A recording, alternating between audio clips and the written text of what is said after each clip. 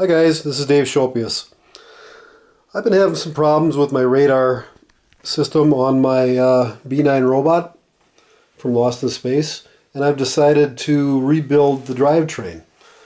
So the problem was this little motor that I have here that I used to drive the radar, which sits down there. Of course, everything's upside down right now, so you builders probably realize that, but other people may not. So this thing flips over and sits on top of my B9 robot's torso. And the gray part down there will rotate back and forth while the collar section will stay static and attached to the robot's torso. So what you have is a turning motion. This will stay still while the radar goes back and forth. So anyway, this little motor sits down in here, and it's a good motor. It's good and strong. It's strong enough to turn the radar with the bubble going up and down. But the problem I was having is this hub that I have here, I got from ServoCity, started slipping, which really surprised me, because usually these clamping hubs, they clamp down and they don't go anywhere for forever. But you can see that the spacing right there got kind of tight. It's loose right now, but the way this works is this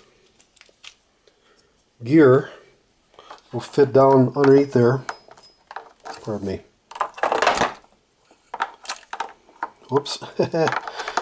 Underneath there, and grab that other gear down there, mesh with the teeth, and this sits down in this hole and very nicely bolts down. So anyway, one big issue with this is there's no feedback on this motor. There's no encoder on it, no potentiometer, so I have no way of sending signals back to my saber-tooth kangaroo to tell it where the position of this radar is, so it'll swing back and forth at different speeds and stop when I wanted it to. I solved that with this little contraption I made here. That's an encoder, a high-resolution encoder back there that I have attached to a piece of acrylic and some other doodads, and that would mount right down in here off to the side. Back in there, you see where that little notch is there? Mesh up with those teeth underneath there, and that way when the robot, or when the radar turned, this would turn with it, and it would send the position back through those wires back to the kangaroo. So it's pretty much the same as the these other gears here that I made up. Same situation where I just made a little contraption where there's a shaft in there going down into the encoder down here, and I used another clamping hub to clamp on, and that gave it a nice rotation. The problem is it's kind of sloppy. You see the slack in it, and it didn't really mesh up tight with those teeth, so there was a lot of play in it. And this being a high resolution encoder, I was getting a lot of jerky movements and I couldn't do speed ramping very well. So I'm not really happy with the feedback that I made. It just wasn't precision, it wasn't smooth because of that slop in there. So what I'm going to try is get rid of this little motor here, which still works, and try one of these Actobotics little gear motors from ServoCity. And believe it or not, this little guy here is stronger and quicker than this guy. So, and side by side, you can see the difference. So it's smaller, thinner rather. It's about the same length, but it's thinner, but it's stronger, a lot stronger. I haven't tried it yet, and that's what we're here for. So what I did, though, to fix the slipping problem, I got a different kind of hub. Instead of a clamping hub, I got a set screw hub that will clamp down on that little flat spot on the shaft. So with a little bit of Loctite in there, that should never back out and it should never slip because it's right on that flat spot. So with any luck, that'll fix my problem. Now, what I need to do is figure out how to get this mounted into there with that gear on it right there. Take that gear off, put it on this hub, mount it in here so everything matches up. And one nice thing about this, on the end of this thing, it has an encoder mounted. So that's for my feedback back to my kangaroo saber-tooth combination, and that's a hollow, I guess that's what they call it, hollow encoder, it's all magnetic. So it's attached right to the motor. So instead of getting the feedback in line off to the side, which is imprecise and imperfect at best, I have the feedback right on the back of the motor, and it'll send back to the kangaroo motor controller exactly what position this thing is in. So I shouldn't theoretically get any more jerking. I should have better feedback. The thing about the kangaroo is that it is so precise and so accurate, and it tries to make up differences and variances and torque and resistance. And I think it's seeing a lot of this slop in here, and it's causing issues with the smoothness and stopping and centering, and it'll kind of rock back and forth in the dead zone, trying to find it. So this is a motor mount that slips over it. Hopefully I can figure out a way to mount this in here like that somehow. Slip this down, slip this down through there with the gear attached, and bolt it all together. And I don't know how I'm going to do that yet, but I got some ideas. So let me put all this together in the next couple of days, and I'll come back and I'll show you how I did it, and we'll see how it works. Okay? Bye-bye. Okay, I'm back. I've got a little update. I've got a plan, and I kind of want to show you what I've figured out here. I think it's going to work out pretty good. Back when I first started building my B9, I found ServoCity, and they have got an ever-increasing amount of hardware for building with. And I went through and I just made an investment and bought a whole bunch of different brackets and spacers and doodads and everything else, gears that I thought I might need to build this robot, because I didn't have a clue what I would need.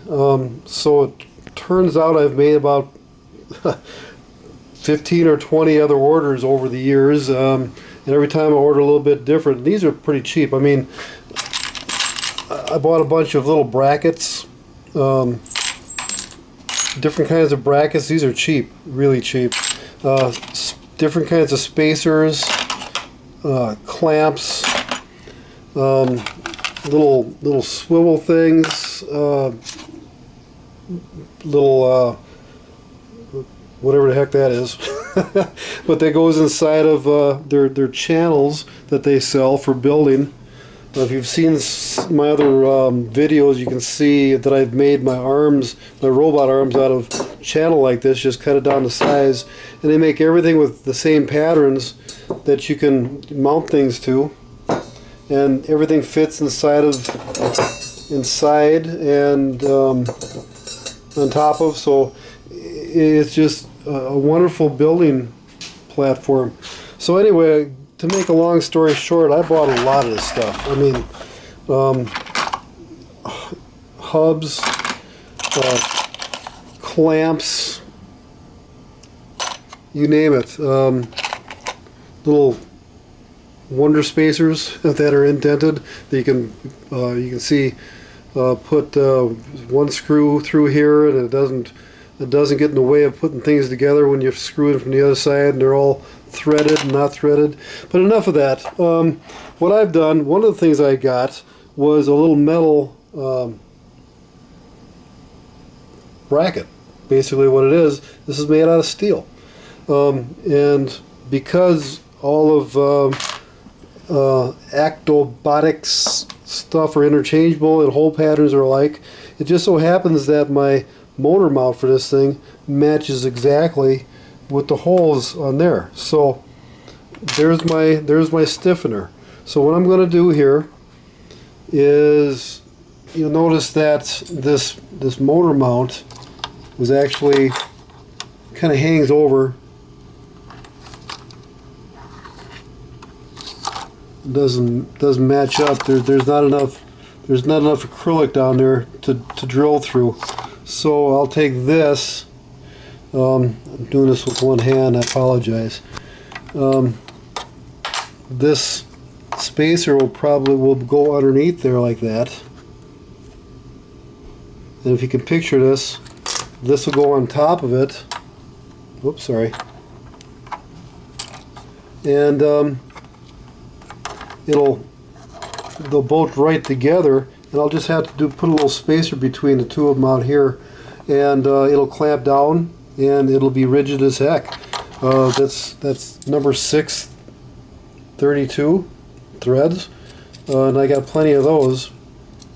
So once that's in there, I'm going to have to drill this hole out a little bit bigger, because if you see, I want the face of this motor to sit flush with the surface of the acrylic, and there's a little indent in there, if you can see it. And I'm going to drill that out exactly, that hole exactly, so that little indent fits down into that hole, and it won't budge.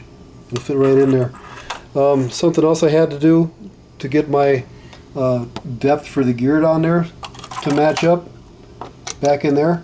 So the teeth mesh, I had to add a little spacer that I got from ServoCity, and it's just like one of these things.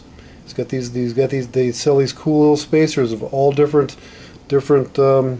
depths and heights, and they got half of the holes are 632s, the other half are just holes. So I added that into it. I ran my bolts through it here, and you can see the shaft of the motor goes up through there, and I got my set screw, and there we are. So if I had two hands here, I could take it all apart. But basically, really quickly again, I'm going to use this little stiffener here, this little piece of metal bracket underneath. The motor mount will go on top, and the motor mount's just a clamp, and they'll bolt together like a sandwich. And I'm going to have some kind of little spacer on the side over here, because this is so thick right here. And then the motor will just, after I got to take the gear off, slip it down into that motor mount to the right depth, clamp it down, then reach under there and put the gear up from underneath and tighten it down, and I think that's what I need. That'll give me my motor mount. Clean it all up really nice. This is nice and thin. I got my encoder right there, and my wiring I had to match up to my old wiring here somehow. Well, I know how. I'll be using these Molex connectors, probably a smaller one than this. Take that off and match those up with that. So there you have it. One more thing I want to say about what I'm using here. Hopefully, I haven't tried this yet. I'm pretty sure that all the mathematics work out, that this gear motor here is going to be strong enough. It's a 12-volt motor. It goes 116 RPMs rotations per minute, and I forget what the torque is, but it's a whole lot more torque than the other motor that I was using before. So it's got to work, I hope. It's smaller, lighter, stronger, quicker. So just like I wish I was. Okay, I'm gonna start working on this thing and get it all together, and when I get done I'll turn the camera back on and I'll show you what I got. Talk to you later. Bye. Hi everybody, just checking in, give you a progress report, what I've done here with my motor rebuild. I did a little checking while I was off camera and building, and I found out that this little planetary gear motor right here puts out 159 ounce per inch. So that's the stall torque. So that's pretty good. That's a lot more than the other motor that I had in there. And if my math is correct, it should be way more than I need. Anyway, as you can see, I've got that little guy mounted in there. Just like I said I was going to do. I have I drilled out that hole that it goes through a little bit, just a touch. It was a 1/2 inch hole. I needed to bring it up just a little bit more to like 17 millimeters so that little raised end would fit down in there and cause the body of the motor, the gear section, to lay flat with the acrylic. So that's all there. I got plenty of space in there for everything. And if you can see in there, let me shine a light, you can see down the gear teeth seem to be meshing really nicely. Whoops, I don't know if you can see that, but that's the gears all working. Looks like they'll work pretty nice. Let's see, and I use that backer plate in the back. I don't have anything bolted down right now, but I've got everything pretty much aligned within really close tolerance of where it's going to be. And you can see everything is working really good. I'm going to lift this up and show you the bottom part of this. That's my Lazy Susan in there. And the gears are down in there. This is the actual. That's the actual radar section that fits, that just lays and bolts to the top of here, and you can see my if you can, how my motor fits in there. You can see that little steel backing plate in there that I got from ServoCity, the Actobotics line of their building material. Little spacer I put in there. And all the bolts, the gear, I got that gear from Greg Loge. That's part of his animation kit. So hopefully everything's going to match up really nice and run. So what's next? The next thing I got to do is bolt all this together and make sure everything's turning properly and lined up and connected. I still got to connect up the power and the encoder. You see those two wires right there? That's the motor positive and negative, and that'll go into my regular wiring here and here. So that's the positive and negative. And I've got it going through limit switches, one here and one back here, just in case something terrible happens. It'll cut the power. So that's all. This motor goes directly through those limit switches and makes things safe. The encoder will be hooked directly down into the robot to the saber-tooth and kangaroo. So once that's all wired together and all my bolts are in properly and lined up and this thing's turning right, I can take it. Let's take a walk out to the game room where I have my robot sitting. There he is, headless. And hopefully the lighting's good enough. You can see once the collar and the radar sits down on top of here, it'll hook into these little bolts here and slip down over the top of his neck. And the radar, this turns the radar back and forth. But here's the deal. This is the encoder. It comes into this saber-tooth kangaroo board. The saber-tooth is a 32 amp, it's way overpowered for what I need there. So 32 amps, but the nice thing about this is it has a voltage clamp built into it where I don't have to worry about the regenerative power. It'll actually cancel itself out. These things put out a regen power to charge batteries, which I don't have batteries. And this is the Kangaroo. And this gives the saber-tooth control for position and speed. So once I get everything together, I'm going to have to teach the Kangaroo about the new motor and its endpoints. And then we should be good to go. So when we get to that point, I will come back and talk to you guys some more. Have a good one. Bye-bye. Okay, I'm back doing one more check-in here. I think I'm just about ready to put the head back on the robot, the collar and the radar back on the robot. I've got everything mounted, everything wired up, and everything bolted down. Got all my wiring done. Got the plugs ready. The way I've got this wired, got the encoder coming up on one wire here, one connector, and this is for the power for the motor and the ears when they come on. So that's how it looks when it's all ready. Hopefully everything will be out of the way. This is kind of like it was before. Only a little more compact. I got a smaller motor here, smaller diameter motor.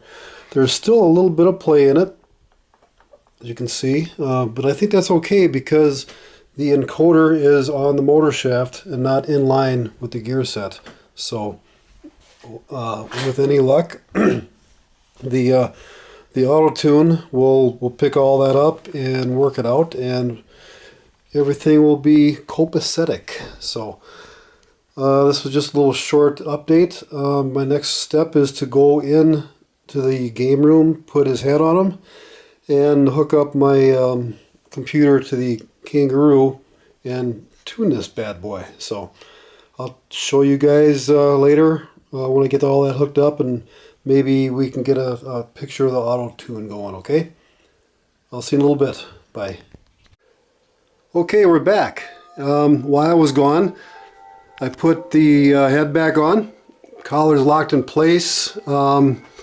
I hooked up the lights and the brain, and what I did is I ran the hookups for the Kangaroo up underneath the collar there, down to my computer where my Describe software is running, so I could get a tune. I can tune the radar motor through the software or on board the Kangaroo itself. For me, it's easier to do it with the software. I can see what's going on. I have more control. And plus, you can see the board is now inside the robot, and I can't get to the buttons. So this is the way I did. But I have some bad news. I actually did the tune while we were gone. I didn't want to be too embarrassed if it didn't work out, and it didn't. I'm still not very happy with the smoothness. But I think what the problem is the magnetic encoder is not working well with the Kangaroo. And it's actually in the documentation that this might happen, and they suggest to put pull-up resistors between channel A and channel B to the voltage input for the encoder. And then that'll give it a good signal. They say magnetic encoders are notorious for not having a good signal come through. So that is going to be my next step. I'll be taking this guy apart and maybe doing some other modifications. I'm not too sure. I like the idea of having the limit switches in there, because what happens is when I go past, if it goes past the endpoints and hits those limit switches, everything shuts down, and it defeats the software in running, the software code running on the Kangaroo. So what I just might do is turn those limit switches into dedicated limit switches right to the Kangaroo, because the Kangaroo can accept those too, and that way it'll find its own endpoints. So I got my my work cut out for me. I got to take it all apart again. But what I'll do, just so you can see how this works, is I will run another auto tune for you. It's kind of fun to watch. What I did, there's 3 modes you can do on this. There's mechanical stops for endpoints. There is the teach endpoints, where you just move the motor and it picks it up where you stopped and where the center is. And the last one is limit switches. And that's what I think I'm going to go over to, a rebuild for limit switches. But right now, like I said, I have the teach mode, and I've already, the way they want you to do it is let's go back to the software, is you've got to click through, you know, the certain choices that you want. In the tune, you click this versus tune, that gives you another box that I've already gone through, and to ask you what you want to do, which of those 3 choices, and then you set it up. In this case, I only have channel 1 going because I don't have a motor on channel 2. Channel 1 is my radar motor. So I unclicked channel 2, checked the teach mode, and then it stops right here in pre-tune mode. So what I got to do now is, and I've already done this, just to set up, you take the motor, you turn it all the way to one side where the endpoint is, and you turn it all the way to the other side where the endpoint is, and then you bring it back to center. And right now, center for me is right here, dead on with the torso hooks, which is center, looking forward. So when it tunes, it'll find, pardon me, it'll find those endpoints that I put in there. It already knows where they are. It'll check the motor out, motor speed, jerk it back and forth. Then it's supposed to come back to center when it's all done and we have a successful tune. Well, you'll see what happens. So I'm going to click continue.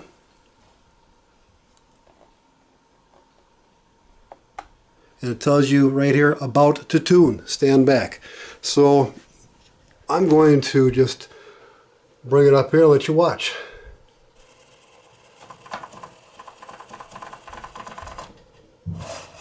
Okay, now it's finding the motor's speeds. What kind of torque and drag is on it. This is normal, it's rocking back and forth.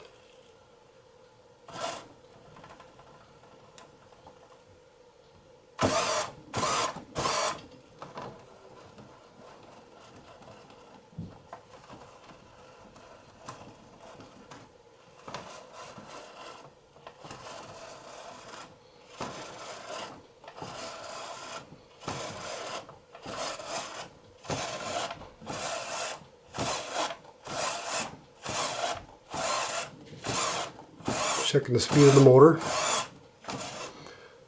and now I have it stopped and it says tune complete, reboot required. So I'll reboot it. But here, look at this, it's supposed to stop back in center and it's off a little bit. So I think what's happening, like I said before, is it's having trouble finding a good signal, and it's miscounting the pulses on the encoder. And if I run this back and forth, this I'll start back at center here, and as it rotates back and forth, it's not only kind of jerky and not smooth, but it'll eventually, the center point and endpoints will drift off to the side like that again. So the I'm not going to show you that, just take my word for it, it happens. I have jerky movement, and the endpoints float to the one side along with center. And that you can see proof of it right there. It's supposed to be centered up when it gets a good complete tune. So I'll go back in, so I'll put those pull-up resistors in there, and come back, and I'll see what I can do about doing those other mods I talked about. Maybe change over the limit switches to dedicated kangaroo limit switches, and maybe that'll help everything. So we'll be back with more stuff. Bye. Okay, I'm back. I did a little more work, just like I said I was going to do. Funny thing happened while I was away. down at the robot shop. But no, funny thing happened. When I pulled the collar section in here, turned it over, looked at it, reached in and touched it, this gear just dropped right off. That could have been part of my problem. It was loose. I had a lot of slop in there, but still I was having some weird readings. You saw what was going on with the tune, so that I'm not 100% convinced that was an issue. So what I did is I took it all apart. I put that back on, put a little more Loctite on there, and really torqued it down. So hopefully that won't fall off again. If it does, I'm going to have to maybe go back to the clamping hub instead of this lock nut hub, set screw hub. So also, I said I was going to convert from the inline limit switches to maybe the kangaroo switches, limit switches, reroute everything. Well, I actually did something a little more radical. I completely took the limit switches out. As you recall what I said, one of the options that the kangaroo gives you is mechanical stops. And I've got built-in mechanical stops right back in there, down underneath there. So, and here, so when that rotates back and forth, it hits. So I've got a natural stop in there already. As you can see, it really cleaned it up in there. I didn't have to go through any more crazy complicated wiring to get all that rerouted. I still have my 2 plugs. If I would have gone the other route with the kangaroo limit switches, I would have had probably another 4 wires coming up through here. So I've used this technique and method before in some of my other parts in my robot. As a matter of fact, my arms, the tray system where the arms roll out of the torso, I don't have any limit switches in those, and those are all mechanical stops. So, pardon me. It works really well. So what I'm going to do is give this a try and see how this turns out. I really like the way it made things simple, made things easy, cleaned things up. Also, as you recall, what I was going to do was put some pull-up resistors in my robot kangaroo feedback. So what I did is here is I put some, you can't really see them, but they're in line. I have 1K pull-up resistors between the, let's see here, this is A, this is B channel, and in the center, the orange one, that is the, that's my 5 volts. So I've wired 1K pull-up resistors between these two and commonly tied it to the 5 volt wire. So that gives me 1K. If that doesn't work, that's not enough. I'm going to have to take that all apart and bump it up a little bit. I know that usually pull-up or pull-down resistors are anywhere from 5 to 10K. But the kangaroo documentation said to start with 1K and work my way up. So hopefully that'll be enough, because this is kind of a small encoder. We'll see. Okay, well, I'll go now and put us all a bit back together, and I'll be back with more stuff. Bye. Okay, I'm back, and I've got some good news. While I was away, I got everything back together. I did a tune. It came out really nice, exactly on center, and I did a couple of adjustments in the Describe software, and I've got it working really good now. I'm really happy with the results. Basically, here's what it looks like. I'm going to do a 50% step.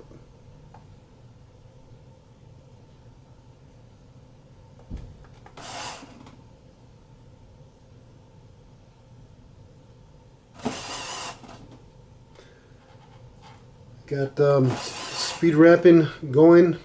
I can adjust that a little bit so it's a little nicer.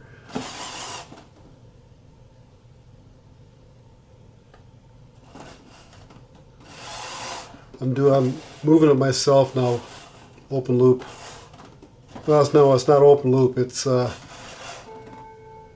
getting feedback but I'm controlling the position. I like it.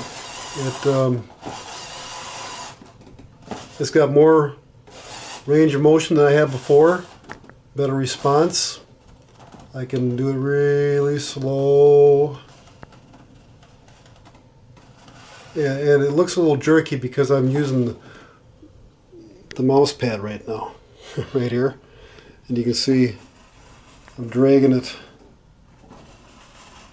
So it's so responsive, it feels my finger dragging across the texture of the mouse pad. It's kind of cool. So there you go.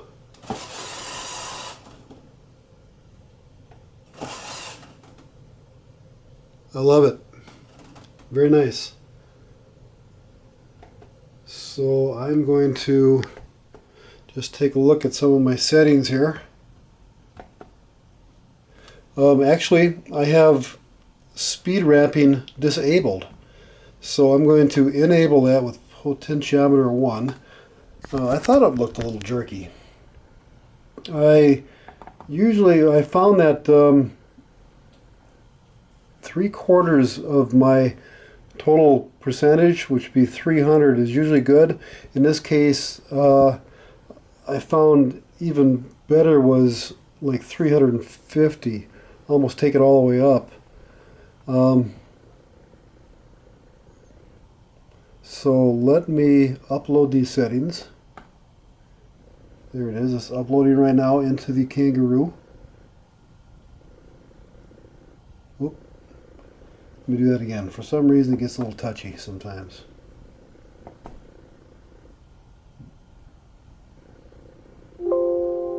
There's an issue.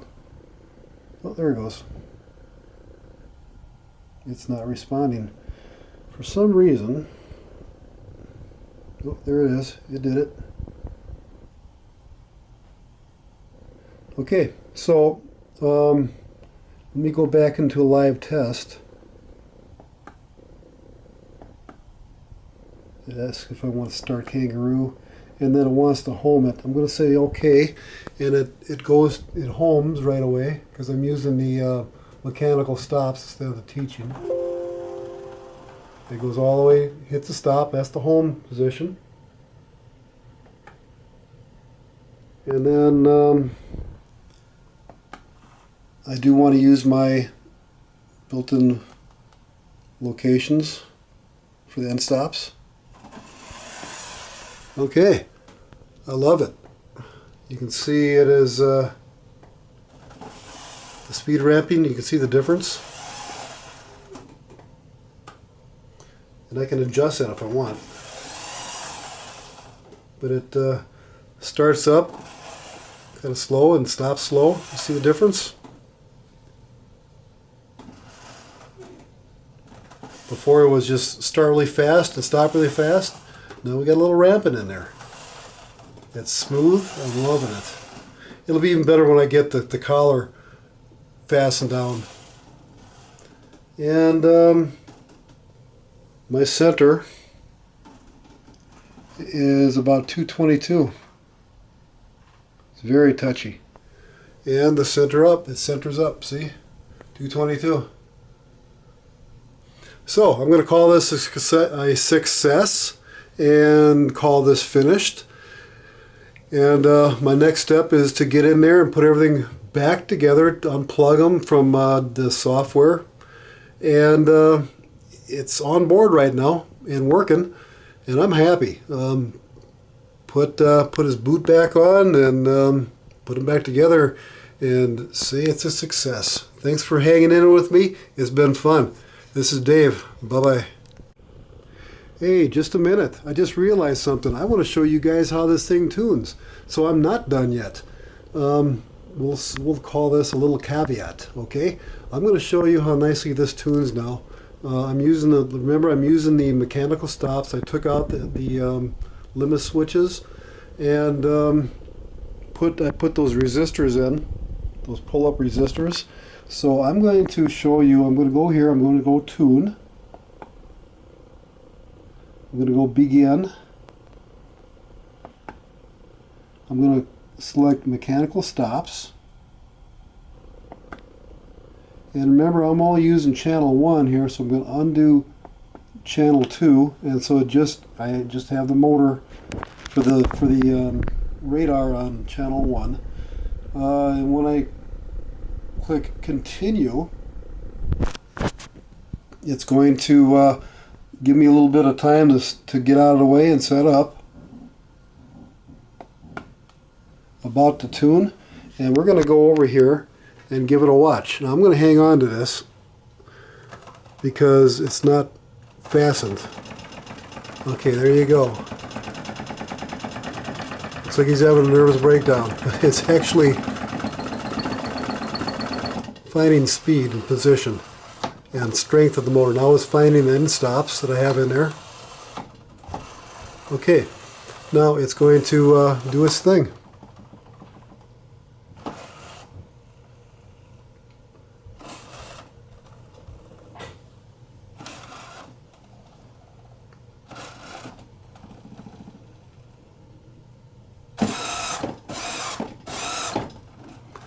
Finding the top speeds.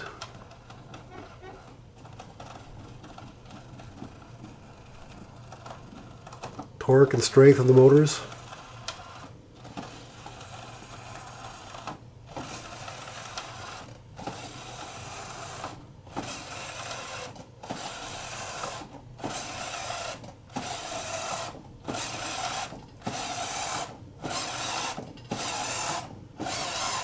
Yeah, I know my crown up there needs to be tightened down. See, it's... Oh, and there we go. Successful tune. Let's see. Say success. Ta-da! Successful tune. Reboot required. So, let's walk over here. Right where we started. Right on the center. Yep. Remember before it was off to the side like this? So I'm going to call that a success, and what's nice about this is I don't have to use this tune.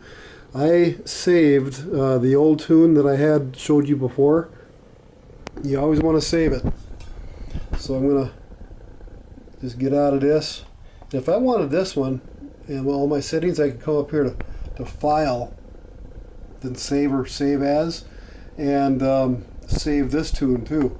But what I can do now is just reload the other one that I had used before that I showed you, and this one here just won't even count. So that's good. This was just for showing off. Okay, so this time I am really done. Hope you guys enjoyed this. It's been fun for me. It's been about a 3-day journey, and I had my doubts from time to time, but we prevailed. Thanks for hanging in there with me. You guys have a great day. Bye.